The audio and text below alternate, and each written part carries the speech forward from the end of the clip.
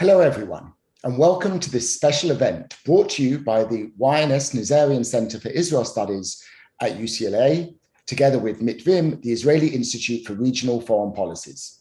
I'm Dov Waxman, the director of the Nazarian Center and the Rosalind and Arthur Gilbert Foundation Chair of Israel Studies at UCLA. Exactly 30 years to the day, an international conference dedicated to Arab-Israeli peacemaking took place in the ornate royal palace in the Spanish capital, Madrid. The Madrid Peace Conference, as it became known, was a watershed event in the history of the Israeli-Palestinian conflict and in the wider Arab-Israeli conflict. It was the first time that formal face-to-face negotiations took place between Israel and all its immediate Arab neighbors, Syria, Lebanon, and Jordan, and between Israelis and Palestinians. Although, at Israel's insistence, the only Palestinians who could participate were part of a joint delegation and not affiliated formally with the PLO. The Madrid conference launched the Arab-Israeli peace process, which, despite many disruptions and delays, is in some respects still ongoing, as demonstrated by the signing of the Abraham Accords last year. It also prepared the way for the Oslo peace process between Israel and the PLO. So to look back on this historic event and discuss what lessons we can learn from it today, we have assembled an eminent panel of leading experts and former diplomats. I'm delighted to welcome them all. Shlomo Ben-Ami served as Israel's foreign minister under Prime Minister Ehud Barak, during which time he participated in the Camp David summit in July 2000 and led other Israeli-Palestinian peace negotiations, including as a member of Israel's delegation to the Madrid Peace Conference. He's also a professor emeritus of history at Tel Aviv University and vice president and co-founder of the Toledo International Center for Peace. And he's joining us today from Madrid. Also joining us from Madrid is Daniel Kurtzer, a 29-year career veteran of the US Foreign Service, who served as US ambassador to Egypt from 1997 to 2001 and to Israel from 2001 to 2005. Ambassador Kurtzer played a key role in helping to bring about the Madrid Peace Conference. He is now the S. Daniel Abraham Professor of Middle East Policy Studies at Princeton University's School of Public and International Affairs. He's also in Madrid. Joining us from Jerusalem is Hiba Husseini, who has served as the legal advisor to peace process negotiations between Israelis and Palestinians since 1994. She is now the managing partner of Husseini & Husseini, a West Bank-based law firm. And finally, joining us from Los Angeles is Dalia Dasakay. She is the author of an excellent book about the Madrid Peace Conference, Beyond the Handshake, Multilateral Cooperation in the Arab-Israeli Peace Process from 1991 to 1996. She is now a senior fellow at the UCLA Berkel Center for International Relations, and she was previously the director of the RAND Center for Middle East Public Policy. Asking them questions, and my co-moderator will be Lior Les, who is a policy fellow and director of the program on Israeli-Palestinian peacemaking at MITVIM. He is also a research fellow at the Leonard Davis Institute for International Relations at the Hebrew University of Jerusalem. During their discussion, I want to encourage everyone in the audience to send us your questions. I will be collecting the questions and going through them. We will leave plenty of time after we have some rounds of questions for answering your questions. So please send them in using the Q&A function. So now, without further ado, let me welcome everyone and turn to Lior. Thank you. Thank you very much, Dov, and thank you for all our special guests here. And hello, everybody. Good morning, good evening, wherever you are. And actually, I would like to start our conversation with a quote of Secretary of State James Baker from the first day of Madrid conference. And he said, the road to peace will be very long and it will be very difficult. We have to crawl before we walk, and we have to walk before we run. And today, I think we'll begin to crawl. And I think it's an interesting quote because looking on 30 years later, it seems that many things, of course, have changed. We are in a very different place, but in some aspect, maybe we are in square one and we need again to start crawling back. So I think it's part of the discussion, this complex picture that we have between 91 and today. And the first round of questions with the speakers, I would like to focus to take us all back to October 91 and to ask them about their analysis about the Madrid conference and the Madrid process, and about the achievements, about the limitation, the personal experience in some of the cases, but also about to see the perspective of the different actors. And I would like to start with Ambassador Kerzer, Daniel, and you were part of the US peace team that actually led this process. And I think there is no dispute how remarkable was James Baker's shuttle diplomacy, moving from one capital to another and outlining a formula that all the different actors from Israel and Syria and Jordan and Palestinian can be part of it. So I would like to ask you, as someone who worked with Baker on this process, if you can tell us about your insight and the conclusion that you have from this unique experience and the lessons that maybe we can learn from this Madrid conference and process. Well, thank you, Lior and Dov, and thanks to the Nazarian Center in Mitvin for this conference, which not only brings back significant memories, but as you indicated, Shlomo and I are in Madrid talking about the Madrid process, and Hiba joined us earlier today by Zoom, so that it's a live issue. I had three connections, personal, professional, to this process. As you noted, Lior, I was part of Secretary Baker's peace team. It was one of the great privileges of my career to accompany him on his 8 shuttle missions to the Middle East. And what I saw was the consummate professional diplomat in action.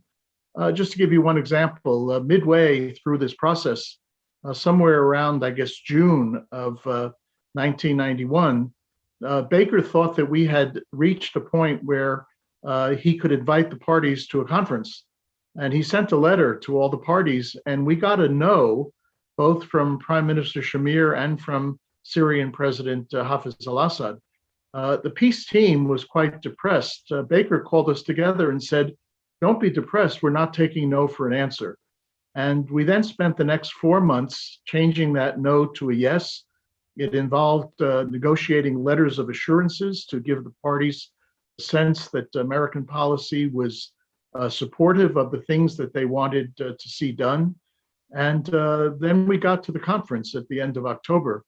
And that was the second involvement. As we went home from the last meeting before the conference, Baker dropped 4 of us off in Madrid. This was 10 days before the conference was to launch. And he said, "Set it up." And I was the political officer to set it up. What made that experience unique, for those who've ever studied or read about conferences, a great deal of attention is normally spent on preparation of the logistics, the shape of the table, the speaking order, the length of the speeches, who comes in, who goes out. We had not done any of that in the run-up to Madrid. And Baker's instructions to me were simply decide what you think is best and tell the parties what it is that they're supposed to do. Well, as you can imagine, it created an uproar. Israel sent a very senior official to try to persuade us to change the speaking order, to add length to the speeches. Baker, on the other hand, had told me just to stand fast. And in fact, he had told me when I was announcing this to the parties to wear jeans and a sweater. He said, "This is not a diplomatic negotiation. You're simply informing them what's going to happen when we get to Madrid," which I think was an indication of what we would call a superpower status. And then the third involvement was following the conference. Baker asked me and Aaron Miller to follow the bilateral negotiations between Israel and Palestinians, Israel and Jordan.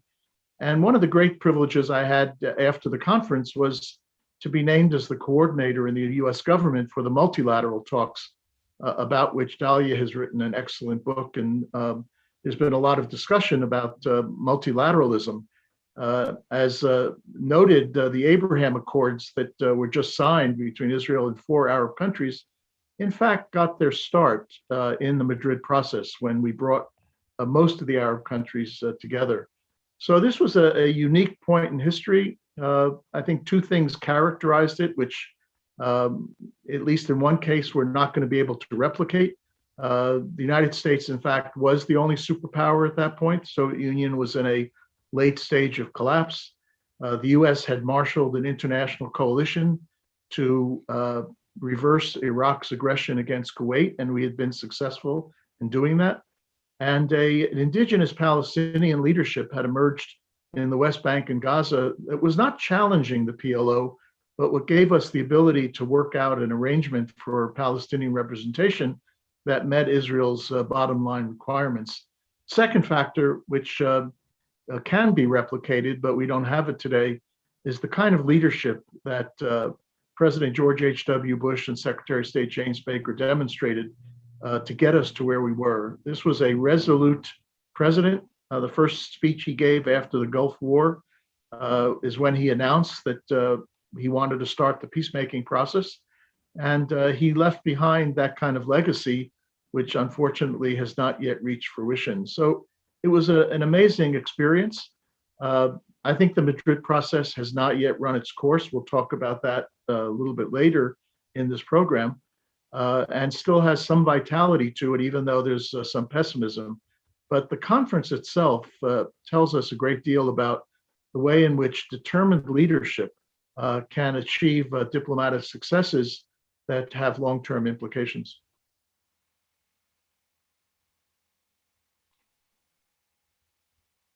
Thank you, Daniel. We will move to the Palestinian perspective, and it was mentioned here that the question of the Palestinian representation in Madrid was, of course, an important issue, part of the negotiation and the discussion before Madrid. Who can represent the Palestinians about the PLO, the internal PLO, the external PLO? And I would like to ask Dr. Hiba Husseini, you were involved in the process throughout the different stages, during the Oslo Accords, the Stockholm Channel that I think also Shlomo Ben-Ami was there, and also the Annapolis process. And I would like to ask you, how do you see the role of Madrid conference in part of this long and complicated process since then? Thank you, Lior, and thank you to the hosts to have me participate. As you mentioned, Lior, and I was not involved in the early stages of the negotiations, and I came in a bit later on. But I think it was Madrid was very critical for the Palestinians. It brought the issue of Palestine to the fore and placed the issue on the table.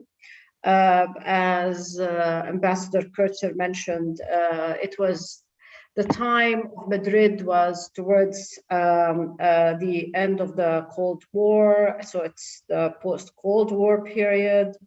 The world was becoming unipolar.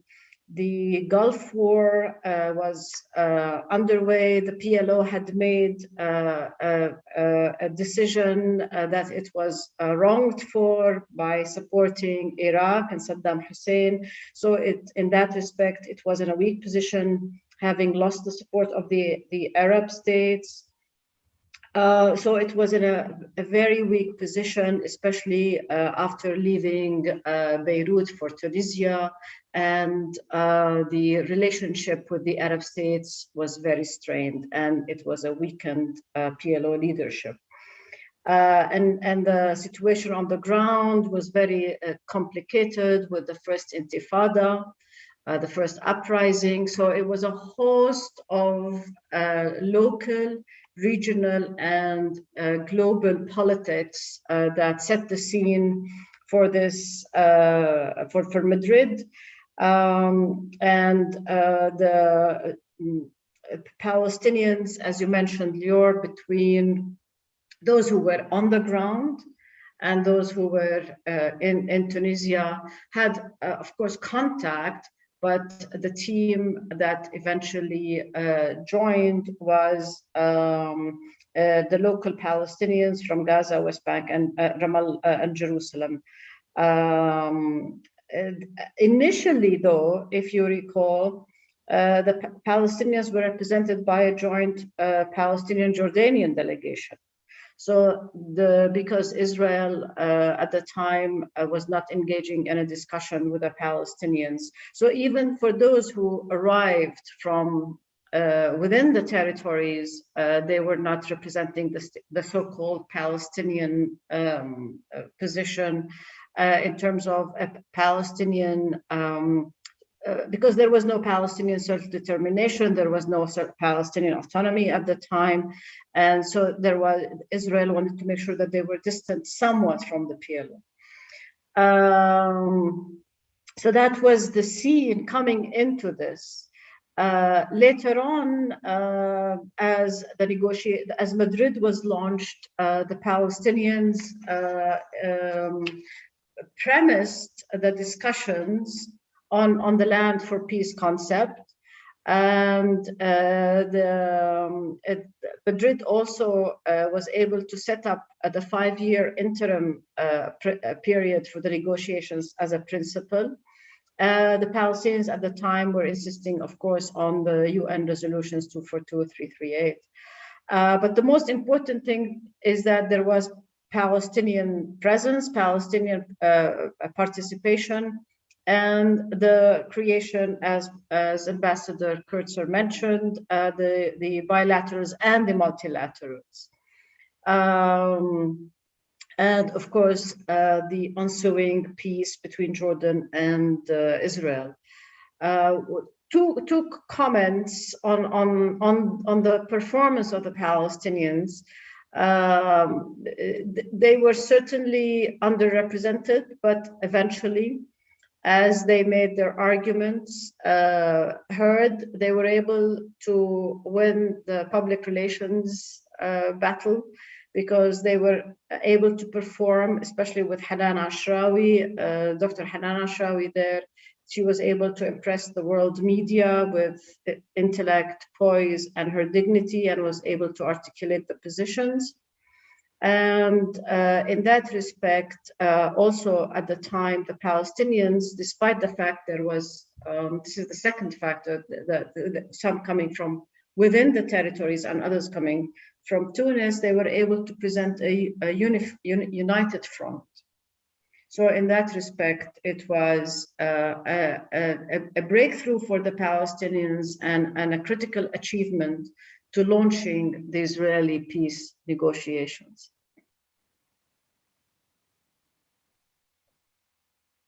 Thank you.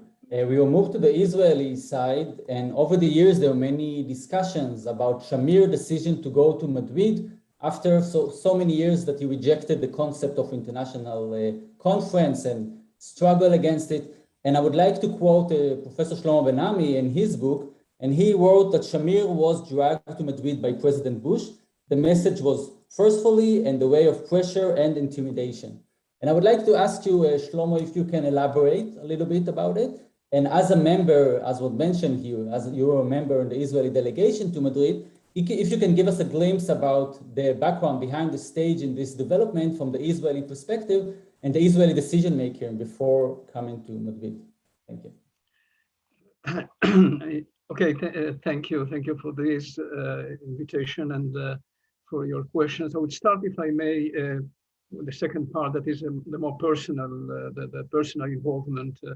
I was surprised, like probably everybody else, that Madrid was picked up as the venue because it was not the natural choice. And I think it was a compensation to the way that the Spaniards, after the establishing relations with Israel, managed to strike a middle line or a path that was reasonable, it was balanced between their new relations with Israel and their traditional friendship with the Arab world. So it was seen by both parties as sufficiently reliable as a capital. I think that Dan knows better that other capitals were mentioned, and eventually the choice fell on Madrid. The second thing is that I remember Prime Minister González saying that he tried to explain why they were so Germanically successful in putting together the conference. His explanation was that if they would have given us a month to prepare it, we certainly would have failed. Since they only gave us a week, it worked better. So under the pressure of the timetable. So this is just on a personal note. I just happened to be there. My role was more of organizing, of fixing the meetings that Prime Minister Shamir had with other leaders in the conference, etc. Now, Shamir was dragged to Madrid against his will. And this could be done. This could have been done by a team that had a clear sense of strategic direction.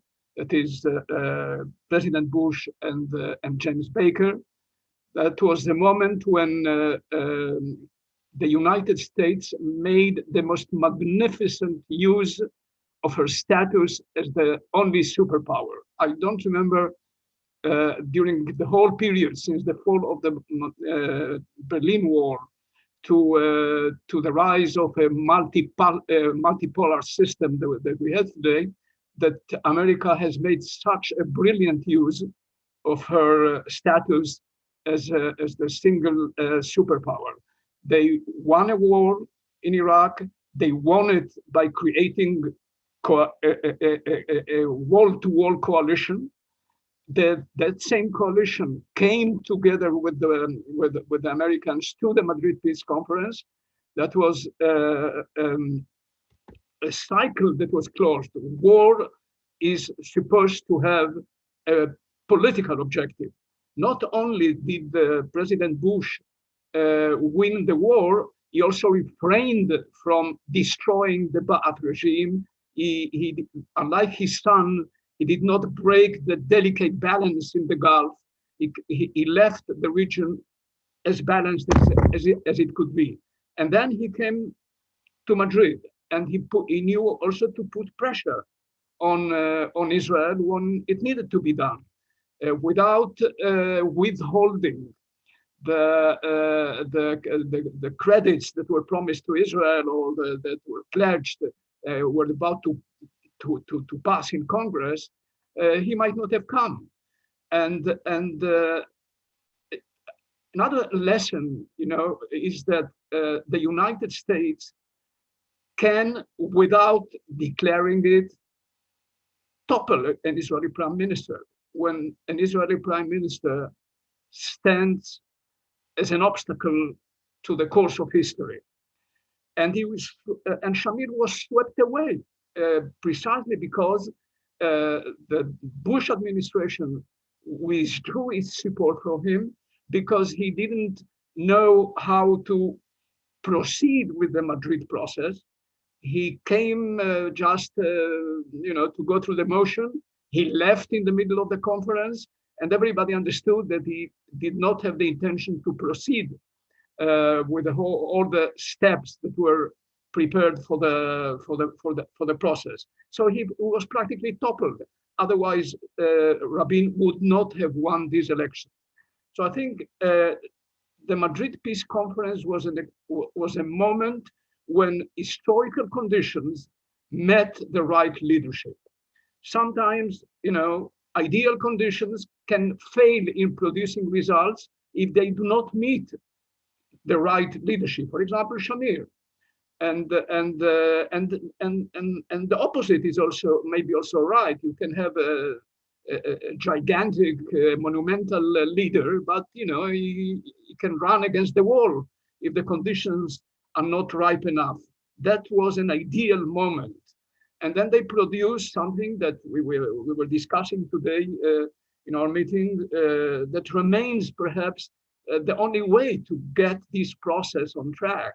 And that is combine multilateralism with bilateralism. That is, have negotiations between the parties concerned, and at the same time develop a vision for the future by addressing issues that are not strictly political.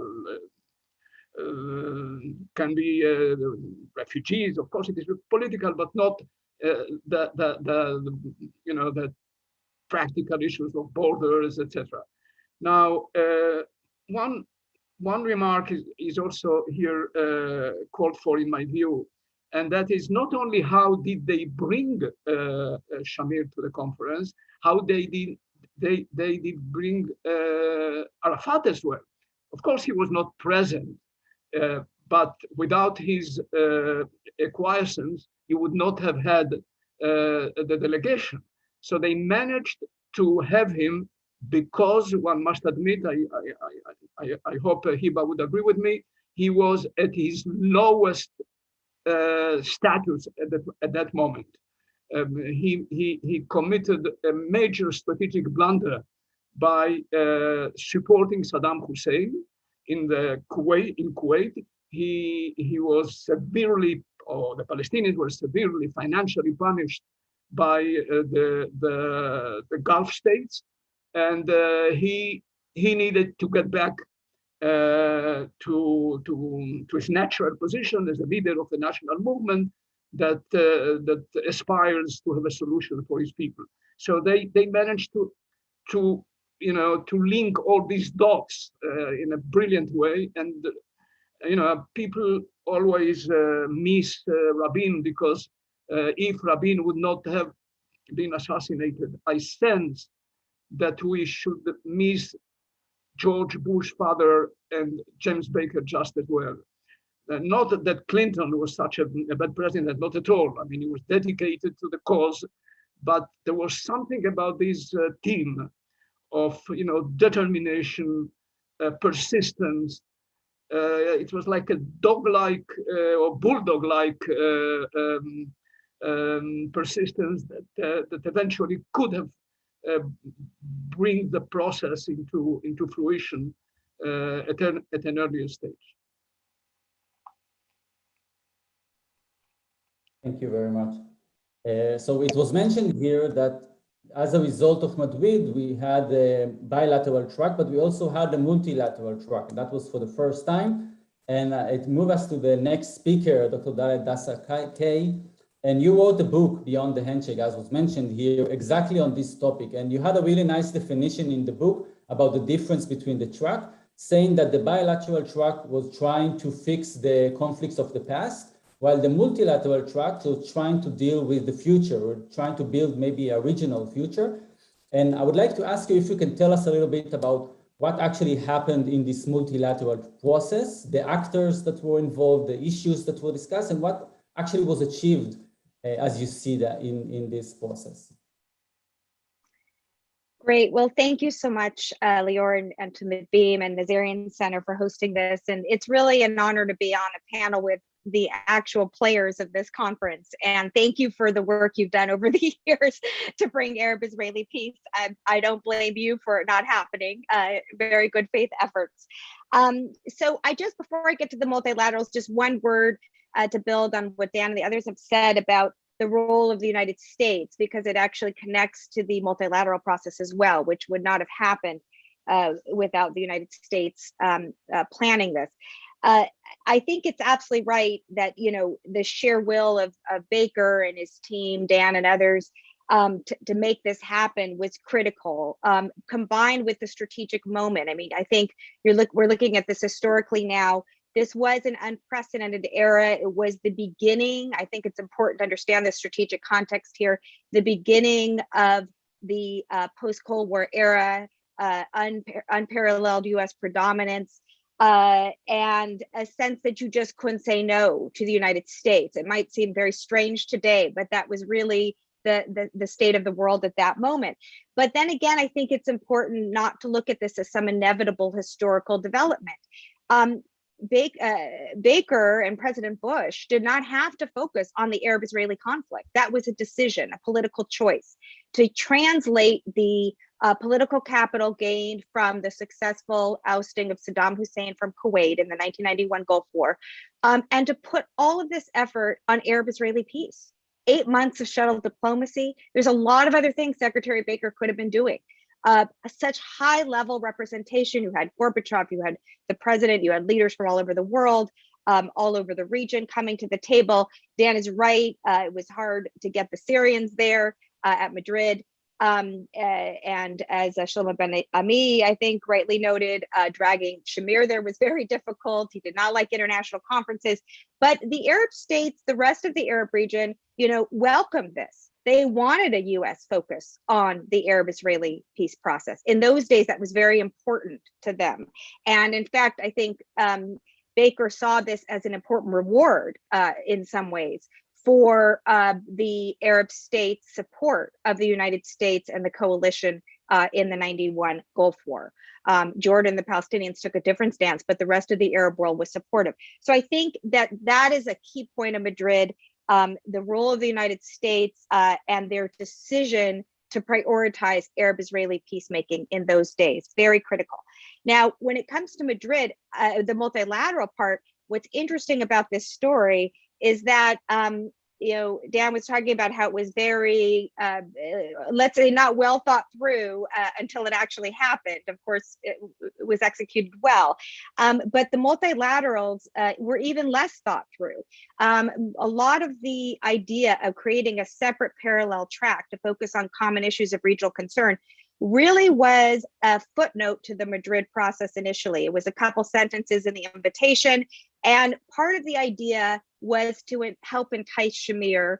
It was actually, Shamir had a peace plan, such as it was in the late 90s, that did, 80s, sorry, that did have a point that talked about the importance of regional recognition. And we have to understand Israel has always valued being accepted in the region, being a normal state actor in the broader region. And so this was a very important point crossing political lines within Israel.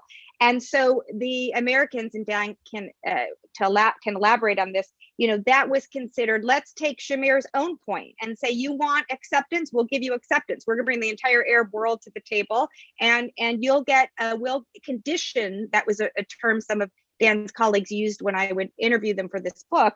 We're going to condition the region to get used to Israel.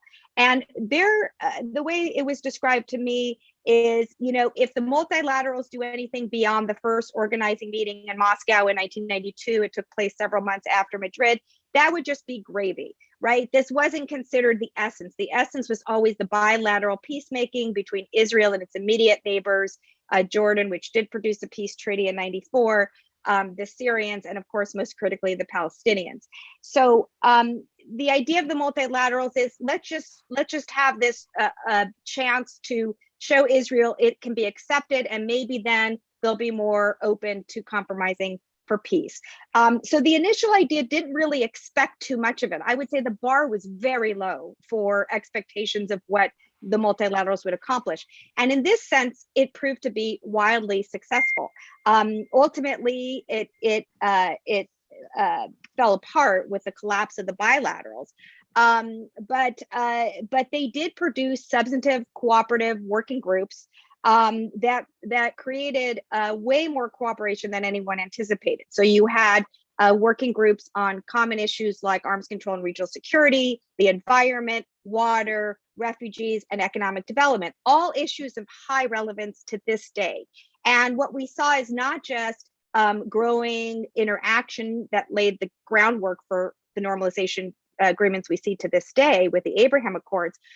This was a moment where you had Israeli delegations and officials arriving in Arab capitals in the Gulf, in Oman, in Bahrain, in Qatar. You had a large economic summit in Casablanca.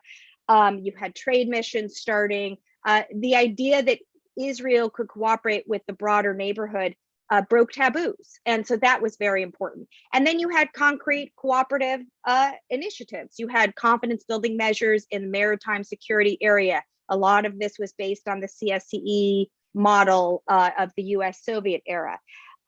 You had environmental codes of conduct developed. You had a desalination center in Oman.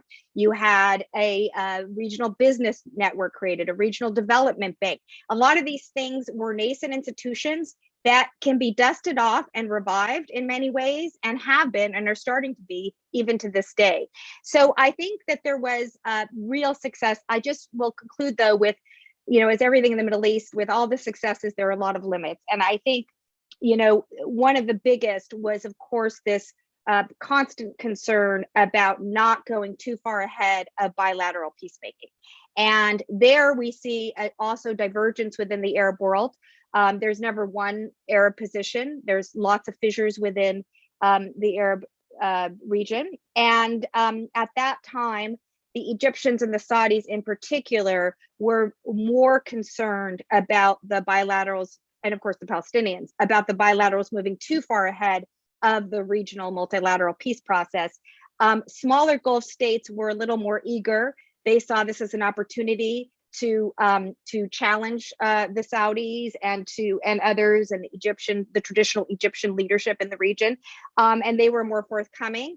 But still, the bilaterals always put some constraints on how far regional cooperation could go. And then we had the really, really difficult problem of participation. Hiba, I think, gave a good overview of the Palestinian concerns, and they boycotted some of the initial meetings of the refugee group and so forth because of the unwillingness to accept the PLO and diaspora Palestinians as part of the process.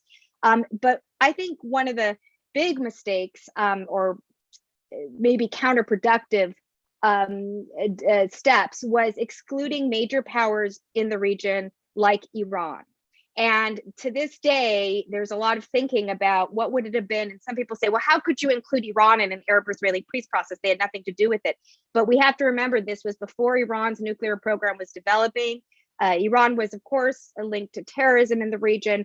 But, President Bush had talked about goodwill gestures toward Iran. It was a different moment. And it's not to say that Iran wouldn't have become a spoiler, but this certainly, excluding Iran from the process, really guaranteed and incentivized Iran to become an incredibly powerful spoiler by the late 1990s with the kind of terrorism we saw evolve. So that was one of the problems. That excluded players that are going to be very important in cooperating on these regional kinds of issues. You can't exclude major parties in the region, Arab or non-Arab. And finally, I would say the biggest limit at the end of the day was it was a US designed process. It was tailored to get Israel to the table. It was very much tailored on accommodating Israel so they could make peace. And at the end of the day, only Israelis and Palestinians can make those choices. It took Yitzhak Rabin, with a very different philosophy and willingness to engage Palestinians, to get to the Oslo breakthrough. Madrid on its own wouldn't have gotten the Israelis and Palestinians. I'm not saying it didn't help, but it's no substitute for the parties themselves recognizing that they need to make peace for their own strategic interests, not as a favor to somebody else. Lior, if I could jump in and add a little bit of flavor on several points that all of our speakers have said. Number one, the summer of 1991 was critical, not just because Baker said we were going to turn the no's to yeses, but the methodology he used. And it goes a little bit to Shlomo's point about, quote unquote, dragging Shamir. Baker never saw the US effort as dragging Shamir so much as it was denying Shamir a reason not to come to the conference. We spent that summer under Baker's instructions answering all of Assad's concerns and all of Shamir's concerns, to such a point where substantively they had no argument that they could make to keep them away from the conference. Now, of course, even so, Shamir or Assad or both could have said no, but the diplomatic methodology against the backdrop of the sole superpower, Soviet Union was in a late stage of collapse, really made it very challenging for Shamir to find a reason to say no, number one. Number two, I think Dalia described quite accurately both the limitations of the multilateral process, but also some of the extraordinary openings that it created. And she's exactly right that it was conceived literally on an airplane ride in one of the shuttles to try to deal with Shamir's concern about how do you broaden the peace beyond just the Palestinian issue. But what made it interesting, and I saw this as the US coordinator of this process, is that we being all of us, created a kind of cottage industry of peace. And it wasn't just Secretary of State and Foreign Minister or King and President. It was people who were actually working on the substance of the issues, the water experts and the environmental experts, the regional security and arms control people who had talked to each other only through megaphones before that, and actually had to sit down and think about, well, what do you do on issues like maritime security or search and rescue in a region where there is so much military activity?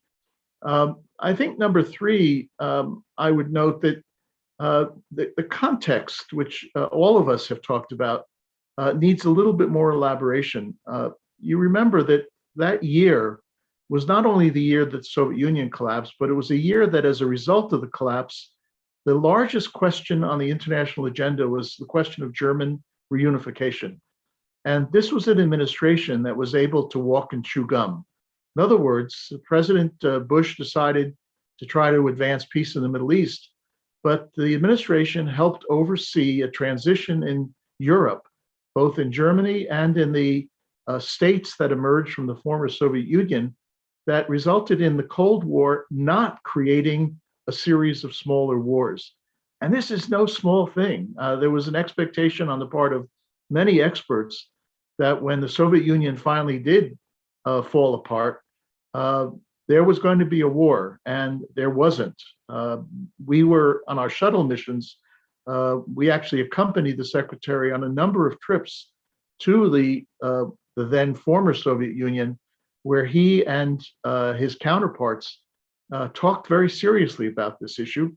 And one of the maybe most significant specific acts running up to Madrid that told you how well this administration understood diplomacy was bringing the Soviet Union and Russia into Madrid as a co-sponsor. In practical terms, they didn't contribute anything at all. In fact, on the day that they announced the Madrid conference, October 18th, 1991, in Jerusalem, Boris Pankin, the then Soviet foreign minister, was in Jerusalem, and he was basically just doing whatever the United States told him we were doing. But the Bush administration understood that a broken Soviet Union could end up being a broken Russia, which could present huge problems for security in Central Europe and elsewhere. And this was an effort to shore up the successor state, Russia, and to try to prevent, effectively try to prevent World War III. And it worked. This was an administration that knew how to do diplomacy.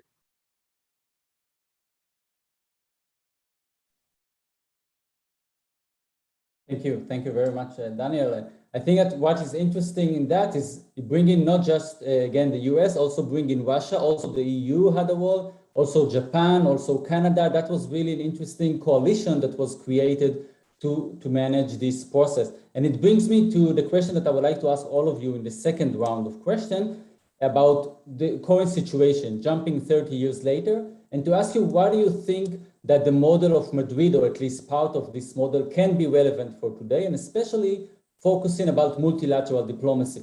How do you think it can play a role in order to try to change the current situation, the current stalemate in the Israeli-Palestinian context, thinking about this cooperation between different international actors, and also the connection between the regional situation and the Israeli-Palestinian track? Maybe Hiba, I will start with you this round, and I would like to ask you in particular about this linkage between the Israeli-Palestinian track and the regional framework. And this is a hot topic today in light of the Abraham Accord. I can just mention that we and Mitvim, we did a survey recently, and we found that 53% of the Israeli public want to use the normalization process in order to promote Israeli-Palestinian peace.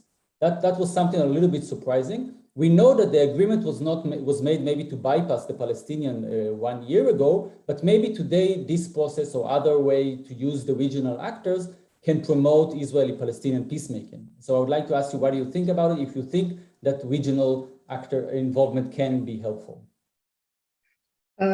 Thank you again, Lior. Indeed, I think the position of the Palestinians formally and the public opinion is for an internationalization of the process, at least to relaunch it, not necessarily to engage in the bilateral discussion of each of the core issues. Of course, and we know them: Jerusalem, the refugees, borders and settlements, and so forth, territory. I think it's very important from a Palestinian perspective, having reached a dead end with multiple Israeli governments, and of course our internal weakened position today. We're in almost a similar position today in some respects, being weakened internally with the geographical and political division, if I may borrow some words from the earlier discussions today. The weakened geographical and political position internally among the Palestinians is similar to some extent to the position where we were between the Palestinians in the territories and the PLO in Tunisia. It is not exactly the same, but again, we have internal disagreement, and we have a very strong opposition from the Israeli side not to engage in bilateral discussions at the time, because Israel is very comfortable in the conflict management and the security management of the situation on the ground. So in that respect, from a Palestinian perspective, it's very important. And we have been calling for an international conference. Madrid, as we saw just now in the discussion, helped place the Palestinian-Israeli conflict on the table. But however, we realized that the conditions that were prevalent then, as was described by my colleagues, especially with the strong and the magnificent role of the US and the near perfect diplomacy engaged in by Bush and Baker, is missing today. Nevertheless, the situation on the ground requires an action.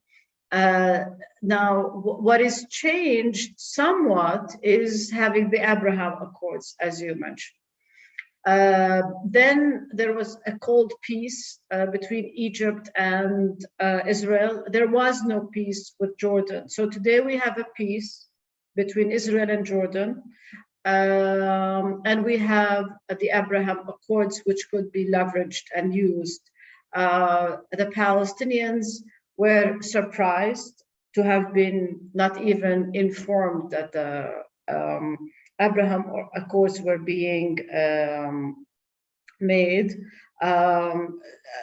Not that they oppose them in principle, but they would have liked to have been part of a multilateral, if you will, process, whereby the issues pertaining to the Palestinian-Israeli conflict would be placed on the table alongside with the concerns and the issues in terms of the regional security that prompted to a large extent the Abraham Accords.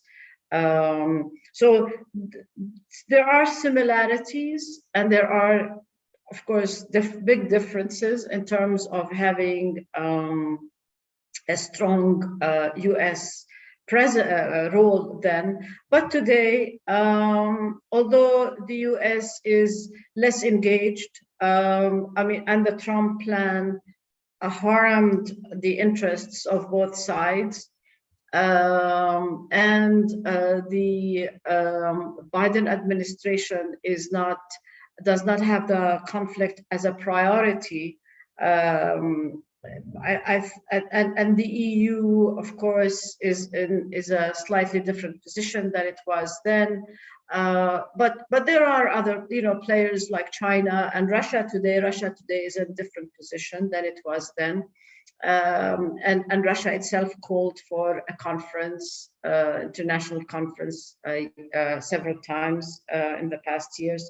So there is an opportunity, if we can bring the Israeli side to see the advantages of having a multilateral international conference relaunching the negotiations. What would it take to propel a change in Israel to see the benefit is something I think is going to be needed. And the sort of role that was played by the US at the time, while it's not present today, to bring the Israelis to the table, maybe can be played by multiple players, and having the opportunity to relaunch bilateral discussions between the two sides. Thank you, Hiba. And at this point, I would like to refer to Shlomo. I remember that after the collapse of the negotiation in 2000, you said that maybe you should think about a different structure of the peace process, and we should have more involvement of different international actors. You also suggested that Israel will change its approach about involvement of international actors. So I would like to ask you, what do you think today should be or could be an international strategy to renew this process, and how do you think, what structure, if we are thinking about international mechanism, it seems that the quartet is not very effective in recent years. So what do you think international strategy or international mechanism that can work and can be useful? Well, when in 1991 we all went to the Madrid conference, the terms of reference were very broad. That is 242, 338, and that is and that was precisely what frightened Shamir, that he might be embarking on a voyage at the end of which he didn't know what it can be.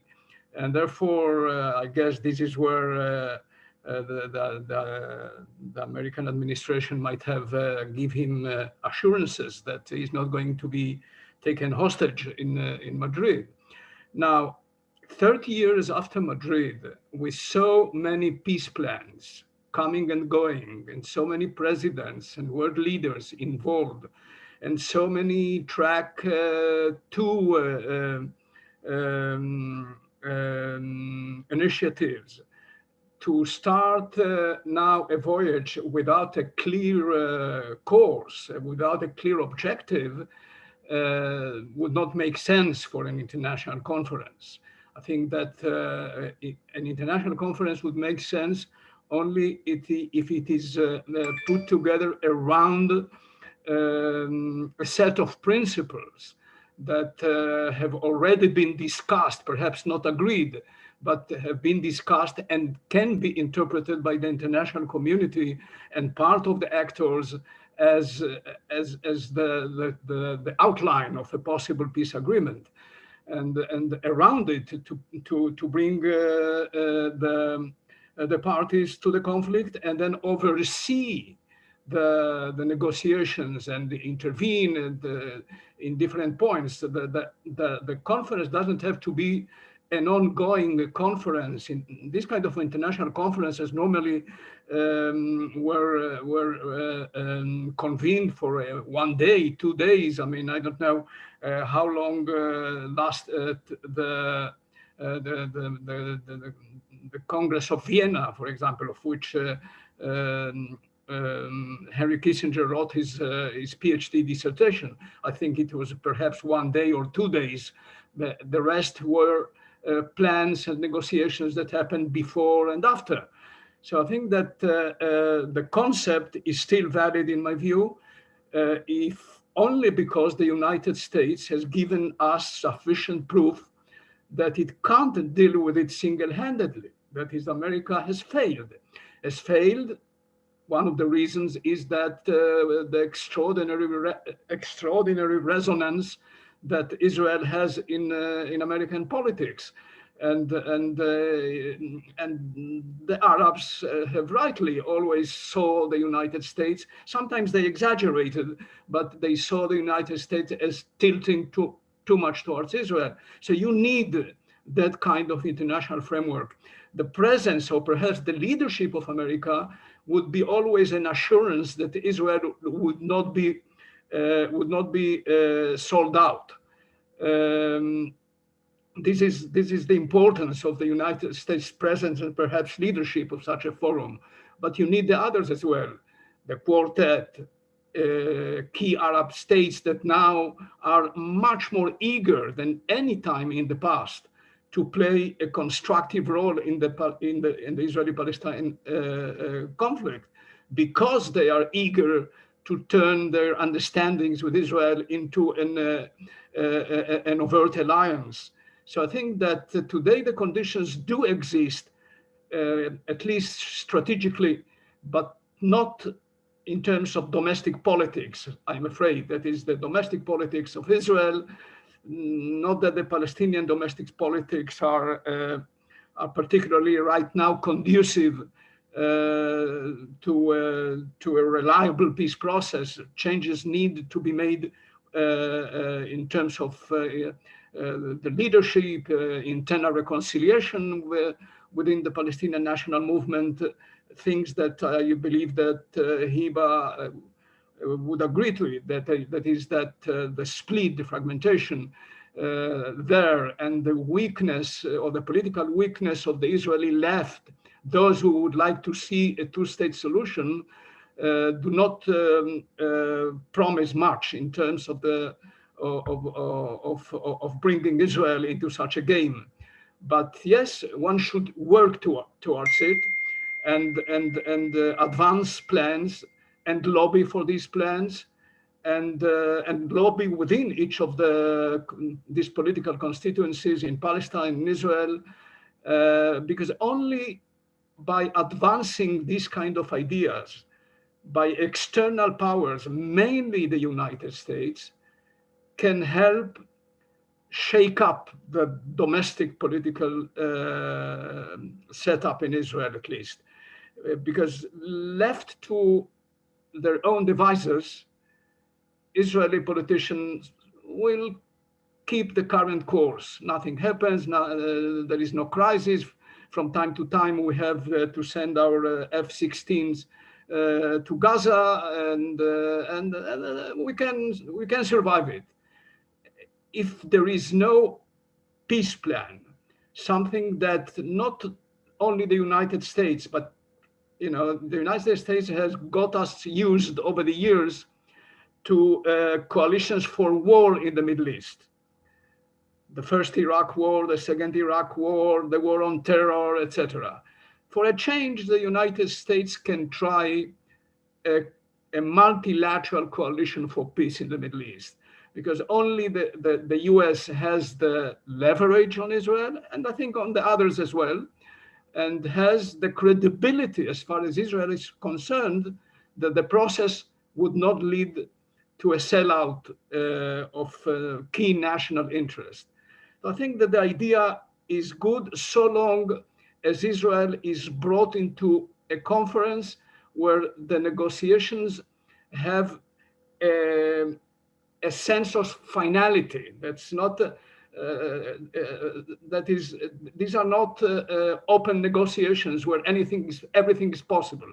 No, you have an outline, a set of principles that in the past were agreed by Israeli governments and were supported in general by public opinion. Only that, meanwhile, things changed because of the failure of the peace process and the Intifada, and you can bring many reasons, but there was a point when Israeli governments did accept certain ideas, and also the Palestinians accepted them.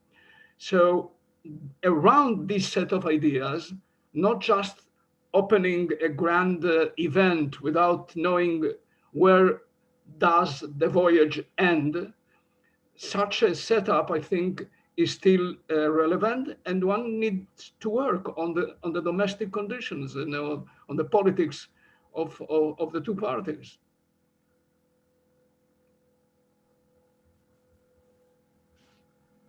Thank you very much, Shlomo. I will turn the floor to Dov, and he will continue from here. Thank you, Lior, and thank you everyone for a really fascinating conversation so far. We've been receiving lots of questions from the audience. I want to encourage, we still have another 30 minutes, so time for more questions, so please send us your questions. I want to begin just picking up from what Shlomo was talking about, of the need to apply some kind of pressure when necessary. And the question I have, and this particularly for Ambassador Kurtzer, for Daniel, is whether Israel, in your view, is susceptible to that kind of American pressure today, whether the US is still in the position to, as Professor Ben-Ami put it, topple an Israeli leader. I mean, there seems to be a shift over time, both in terms of Israel's susceptibility to US pressure and the Americans' willingness to apply pressure. So nowadays a US president maybe is less able, less willing to apply that kind of pressure, and and Israeli prime ministers are less susceptible to it. Do you think that's the case, or do you still see fundamentally the US is still retaining the ability to drag Prime Minister Bennett, if you like, or to an international conference? Well, I would amend, from my perspective, some of the things that Shlomo noted. Peace processes start in different ways. So sometimes through the major unilateral efforts of a big power like the United States in Madrid, or the United States in the Dayton Accords in the Balkans. Sometimes they start in a combination of what's called a mutually hurting stalemate, when the two parties in a conflict reach a point where they're looking for a way out. And so either an individual power or a combination of powers can help them. As the Colombia peace process is an example. But you need a context in which either a single power or a combination of powers operates. And frankly, for a lot of different reasons, we don't have that context at all. We have an American president who seeks to be transformational on domestic problems that beset our country, and looks to the images of FDR in the New Deal, or LBJ in the Great Society, to try to deal with not just COVID, but the economy, race relations, immigration, infrastructure, healthcare, education. And this is a president who, for 30 some odd years, was a foreign policy senator. I mean, he probably would have been terrifically happy to be Secretary of State, ends up president when the American society needs a domestically focused president who simply doesn't have the bandwidth to do some major things when you've got three big issues on his agenda. You've got China, you've got Iran, and you have climate. Those are the issues that are at front and center on the foreign policy side of the president's desk. So you don't have the context of an American president or American society to do that heavy lifting, number one. Number two, it's not so much that you don't have the leadership in Israel and Palestine.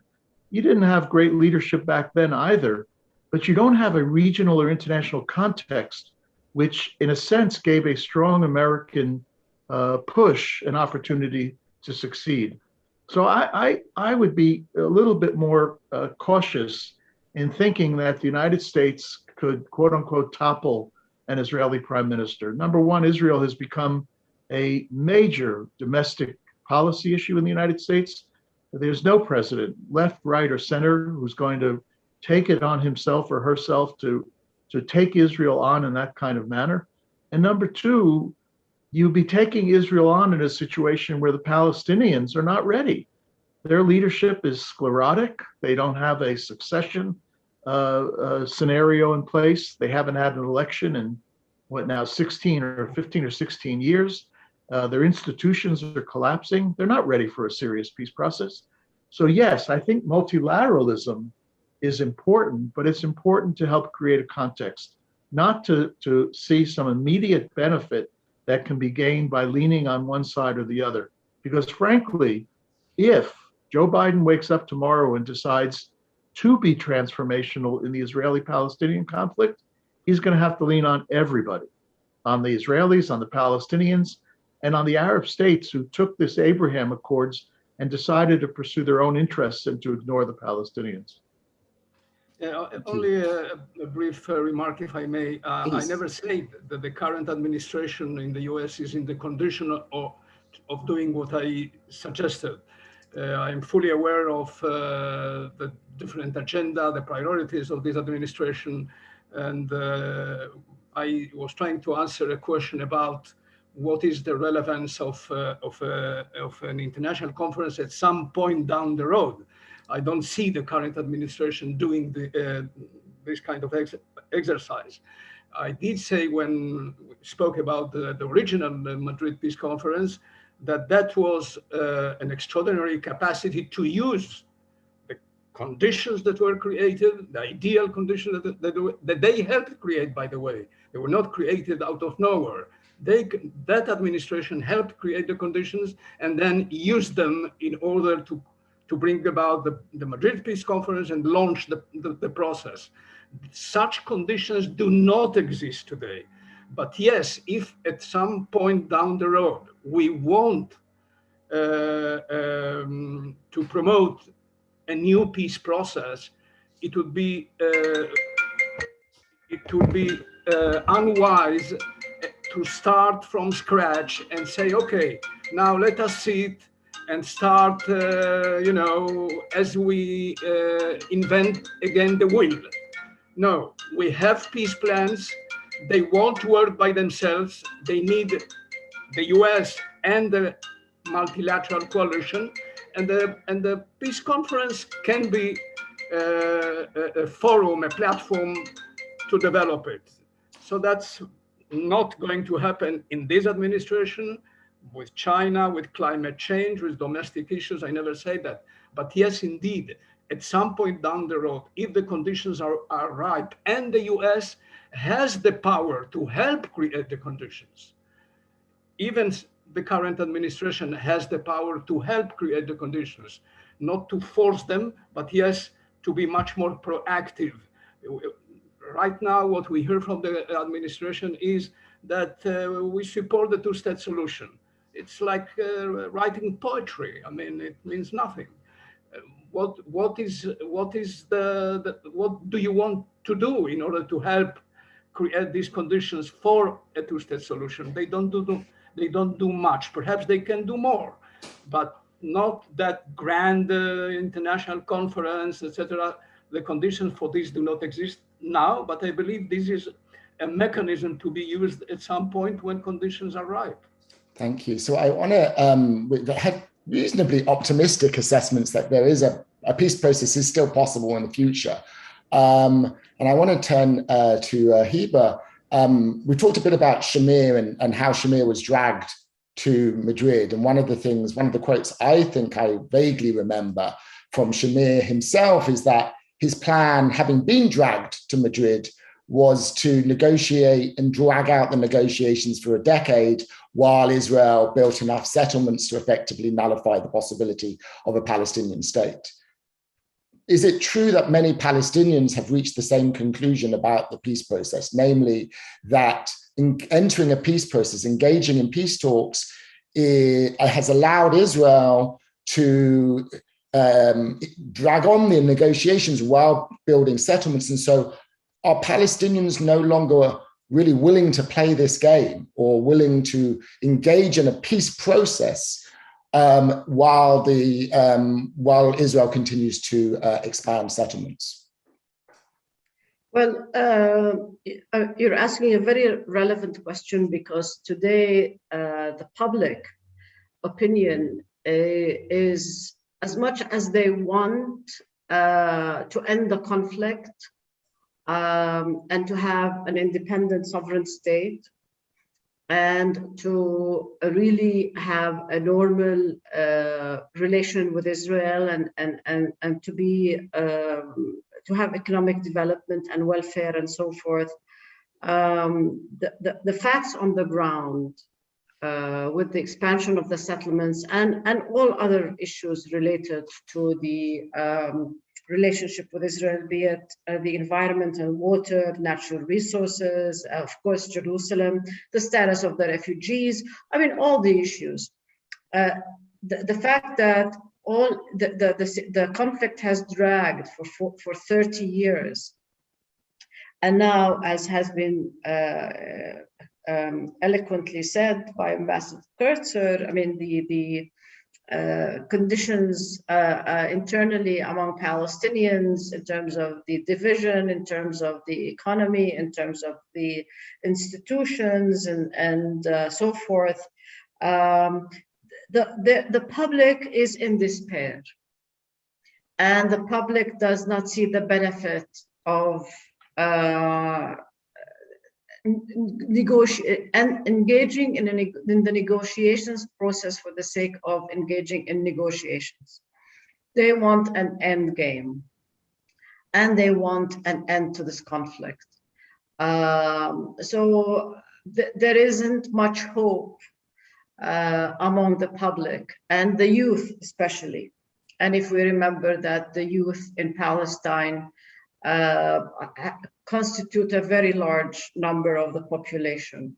Again, unemployment is high, and the economy is in difficult conditions. That said, you get a very strong sense of the national Palestinian identity.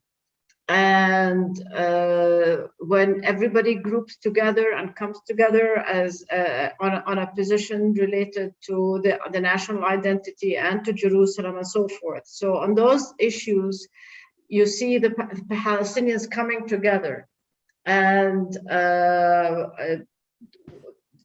aspiring to have an end to the conflict. So you have a complex, contradictory, if you will, conditions prevailing on the ground.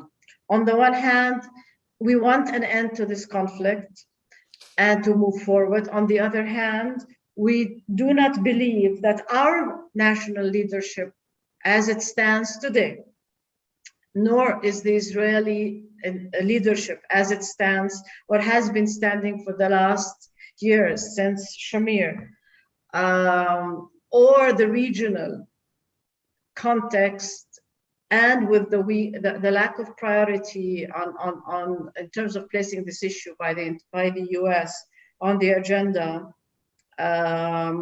is providing the opportunity or the incentives for the Palestinians to see the value in re-engaging in a process that could be endless. So to sum up, and I agree with, to some extent, of course, with Mr. Ben-Ami, Ambassador Ben-Ami, because we would like to have parameters, and we would like to have a timeline, and we'd like to have a definition of the end game, and to see a transition in the implementation.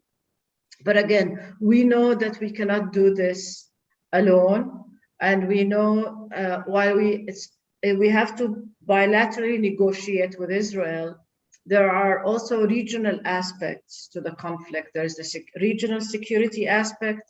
There is a regional aspect to the refugee problem, and Jerusalem being such a universal city for all monolithic religions, and the symbol of cultural, religious heritage.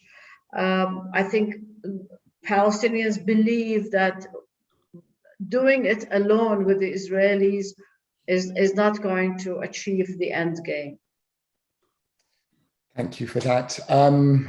Perhaps on a somewhat more optimistic note, I want to ask Dalia now about talk a bit more about how the Abraham Accords, and whether the much heralded Abraham Accords, as they are somewhat pompously known by now, could be a beginning to rejuvenate a bilateral track between Israel and the Palestinians. Could it contribute, or does it detract from the possibility of restarting Israeli-Palestinian peace talks? And also, if you could mention a little bit about whether the Abraham Accords could pick up from some of those multilateral issues that were first identified at Madrid, and then whether there's a possibility when it comes to regional security, energy, water, perhaps that format that's now is established through the Abraham Accords could be expanded to tackle some of those multilateral issues raised at Madrid. Okay, well, I'm afraid I'm not going to be able to answer this optimistically if that's what you're looking for, but I will do my best.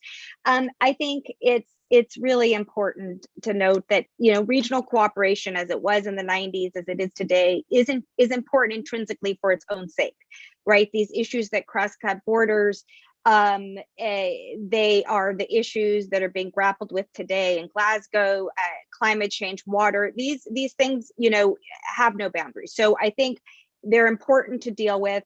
And there were, I think, nascent institutions that could be important today. But I would say, I think we're at a moment where there may be the biggest gap between the regional and bilaterals that we've seen to date. My own assessment is that the argument that a regional process is as important as it is, and certainly will need to play a role, it is not a substitute, and it will not deliver Israeli-Palestinian peace. And so I think a lot of people now are, you know, grasping for straws, and they're saying, okay, well, let's leverage this. This Abraham Accord thing happened for its own reasons, but let's use it so we can get Israeli-Palestinian peace in particular. And I just don't see the evidence for where that would come from. For one, the Emiratis who were driving this process, you know, they were not driven by the Palestinian issue. The suspension of annexation was the cover for it at the time, although there's been no permanent commitment to not annexing the West Bank. So that can resurface again. But let's not deceive ourselves. This is not about the Palestinians. The reason that states like the Emiratis and the others who have become the normalizing states with Israel went forward with this in the absence of Israeli-Palestinian peace was about relationships with the United States, not about the peace process. The Emiratis in particular wanted to hedge their bets. An incoming Biden administration was coming in. They had sided very unequivocally with the Trump administration's regional agenda. They were very interested in F-35 sales and Reaper drone sales and very important material benefits they could get from the United States through these normalization accords, which they got as sweeteners from the Trump administration, and the Biden administration is following through on that. There's also intrinsic interest in cooperation with Israel, and we saw the birth of this at Madrid and the Moscow and multilateral process. Israeli capabilities in technology, especially in the water arena, intelligence sharing. These are things that led to Arab-Israeli contacts below the radar before the normalization agreements.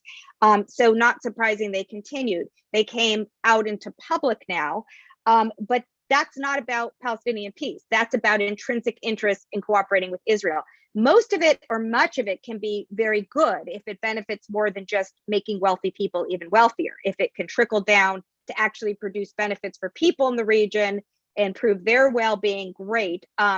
If it leads to, dispersing tools like surveillance technology that only represses people in the region and reinforces authoritarianism, that's the kind of the darker side of these agreements. So I think the trick is leveraging the good, mitigating the bad. But the region's changed. The priority is not the Palestinian issue anymore. You have multiple civil conflicts, devastating humanitarian catastrophes. As Dan said, for the Americans, the priorities are elsewhere. To expend the political capital that was expended in Madrid is almost unthinkable today. Biden administration certainly has not suggested that they are interested in doing more or can do more. And probably, their calculation is the conditions on the ground are not right for doing more. So why expend the political energy? So these ideas of shrinking the conflict, economic, prosperity, kind of tinkering around the edges, those are gaining ground. So I don't think, the Abraham Accords are going to kind of be the silver bullet, and most critically, we've seen no evidence that Arab states normalizing relations with Israel is leading to greater Israeli concessions. Since the normalization agreements a year ago, Israeli settlement expansion is only moving forward, even under the new government. We have a new set of settlements developing well into the West Bank, well beyond the settlement blocks. You have very difficult negotiations on even reopening the US consulate in East Jerusalem, a sovereign decision by the United States. Israel has to agree to it. Allowing Palestinian institutions in Jerusalem is an incredibly contentious issue. So we're really not at square one where we were at the time of the Madrid conference. The de facto Israeli presence in the West Bank is significantly different than it was 30 years ago today, and really raises questions of whether we can ever go back. And it's not clear even if the Saudis wanted to normalize with Israel, and Israel would certainly seek a peace deal with the Saudis, the most important Arab and Muslim state in the region from the Israeli perspective. But you know, are the Saudis really going to get Israel to resolve the Palestinian conflict as they you know, have suggested they believe needs to happen in the Arab Peace Initiative? It's Mohammed bin Salman, would he be willing to move forward maybe with much less than that? I think now it's possible that he would. And so this idea that, you know, you have to solve the Israeli-Palestinian conflict or the Gulf states can deliver because Israel so wants these peace deals, I just don't think we've seen that translate into reality on the ground, that this is making Israel more open to concessions. I think as long as the status quo is acceptable or tolerable, we're not going to see change. Thank you, Dalia. So I have a question for all of you, and I get just like your quick responses as we only have a few minutes left. We've talked a lot about the US and how central the US was, the Bush administration in particular, its diplomacy, and whether, you know, and whether the United States would be willing or able to kind of repeat that diplomatic feat again today. So my question to all of you is there an alternative to the US? If we, let's say, accept that the United States, for either preoccupied with its own domestic issues, with less leverage over Israel today, less willingness to take that role on as the essential mediator, who or what could step in? The Europeans, I mean, although Madrid was held in Europe, it didn't seem that the Europeans had much of a role in that conference. Could the EU, Russia, China, the United Nations, is there any other actor today that could step in? Or do you think that the United States remains the indispensable, if flawed, mediator? And this could, to all of you, if you want to just give me a quick answer to this. Perhaps we'll start with you, Daniel. Yeah, I'll start. I don't think there is another outside player to get this thing kickstarted. I think it's going to have to be kickstarted from the region, and that's not happening. Now, I don't mean that we should sit back and wait for the region to simply get its act together, because that's also not going to happen. But you know, we saw a leader like Anwar Sadat, we saw a leader like Yitzhak Rabin, we saw Ehud Olmert in 2008. We saw leaders in the region who took it upon themselves to take risks for peace. Some of them paid the ultimate price, but once they took those risks, the United States and others can and must definitely step in to help. And I think even a Biden administration, whose bandwidth is very narrow now on this issue, would find it compelling if an Israeli and/or a Palestinian leader emerged who said, "Help me do this. We really want to make this work." I think you would see a willing partner in the United States as well as in Europe, Russia, and elsewhere. Thank you. Shlomo, do you want to respond? If you just take yourself off mute. I also don't think that there is another external actor that can replace the United States. None of the other big powers has kind of leverage, nor the vocation. I mean, the Chinese, the Russians, Pax Americana is not going to be replaced by Pax Russiana or Chinese, etc. Again, a slight comment or correction to what Dan just said. It is true that most successful processes started from the region, and then the US joined in and gave the vital push. But it might not happen at all. And Israel's best friend in the region might continue in its suicidal policy of two-state reality. And at some point, you might see a flare-up. It can be in Gaza, it can be with Iran. A crisis that would force even this administration to come forward with some more assertive peace packages. Not only for the, say, if you have today an Israeli-Iranian major clash, it won't leave even this administration indifferent, even when it concerns Palestine, not only Israel, Iran. So I think that when Sadat's national security advisor came, I think, in early 1973 to Washington and asked Kissinger to be more active, his answer was, I need a crisis. For me to intervene, I need a crisis. And that was not Blinken. It was Kissinger, with all due respect for Blinken. And Kissinger said, I can't do anything if there is no movement within the region that can be either a peace initiative or war. So I think a major crisis might force even this administration to be much more proactive. Hiba? You're on mute, sorry. Of course, I agree with my colleagues, definitely on how essential the US role would be. But I think, and I agree that, of course, it also has to come from within the region. But I would say that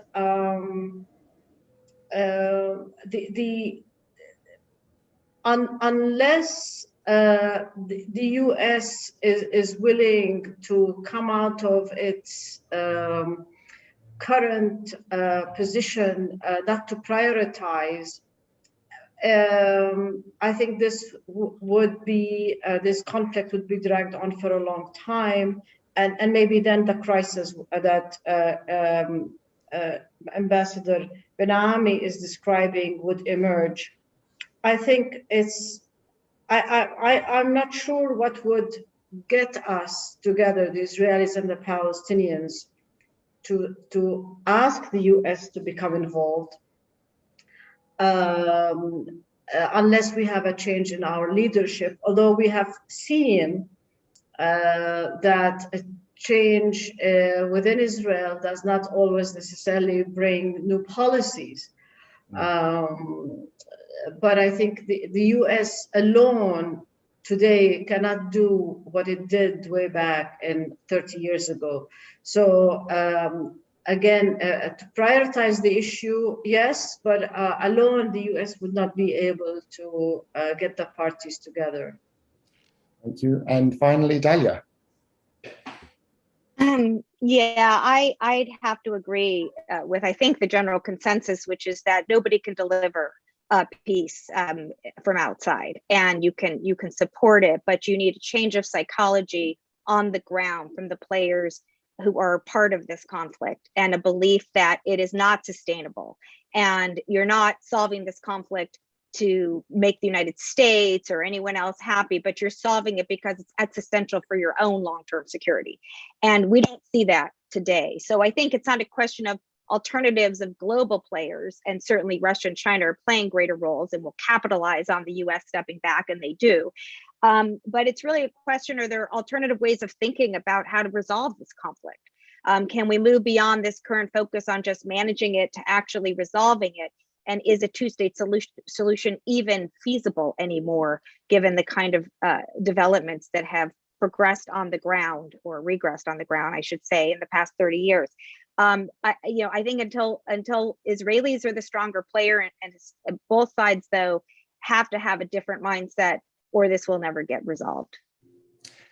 Okay, well, I wish we could end on a happier note, but as is often the case when it comes to discussing the Israeli-Palestinian conflict, that's not possible, unfortunately.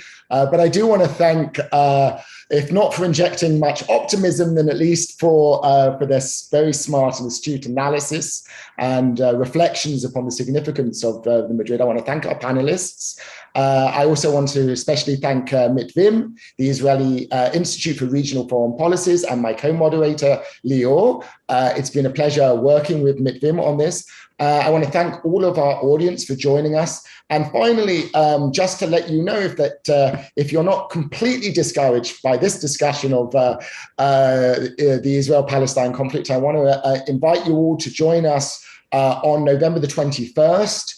For a very special conference that the Nazarian Center for Israel Studies is co-organizing with Haaretz newspaper. We're going to have many policymakers and experts at this conference tackling the issue of not only the Israeli-Palestinian conflict, but also the critical issue of the Iranian nuclear program and Israel's relations or lack of relations with Iran, the shadow war with Iran, and also the important issue of US-Israel relations. So I hope you'll join us on November the 21st and for future Nazarian Center events. And I want to thank you all. And I want to last special thank you to all of our panelists for being with us today.